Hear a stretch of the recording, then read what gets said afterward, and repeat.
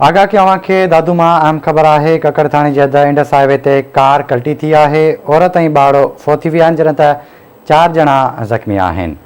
Update कयूं पिया। अहम ख़बर आहे। हादसे जे नतीजे में 50 वरनि जो उमराज शेख ऐं 8 वरनि जो रहीम बख्श शेख फोती विया आहिनि। दादू मां ताईं ख़बर पहुचाई पिया। ककर थाणे जे हद इंडस हाईवे ते कार कल्टी थी आहे। औरत ऐं ॿारो फोती विया आहिनि, 4 ॼणा ज़ख़्मी आहिनि। हादसे जे नतीजे में 50 वरनि जी उमराज शेख ऐं 8 वरनि जो रहीम बख्श शेख फोती विया आहिनि।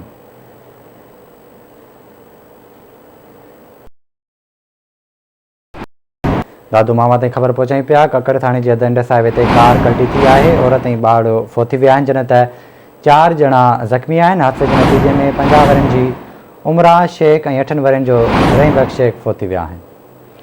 तफ़सील वठंदासीं दादू मां तारिक लगारी खां। तारिक, आगाह कजो, छा तफ़सील आहिनि? जी, ककर थाणे जी हद में इंडस हाईवे ते जमाली होटल भरिसां कार कल्टी थियण जे नतीजे में जेको आहे सो 8 साला ॿारड़ो फोत पिया, जॾहिं त 4 ॼणा ज़ख़्मी थिया आहिनि। फोतियुनि में 50 वरनि जी मसमात उमराज खातून शेख ऐं 8 साला रहीम बख्श सदाम शेख शामिल आहिनि।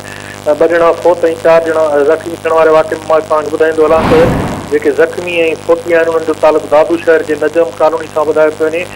ज़ख़्मियुनि में 40 साला रजब शेख, 35 साला रहमान शेख, मसमात शमशाद शेख, 7 साला आमना शेख शामिल आहिनि। दादू शहर जा रहवासी नजम कॉलोनी जा जेके आहिनि उहे लाड़काणो में शादी जी दावत खां वापसि दादू अची रहिया। ठीक है तारिक, वॾी महिरबानी अवां जी तफ़सील खां।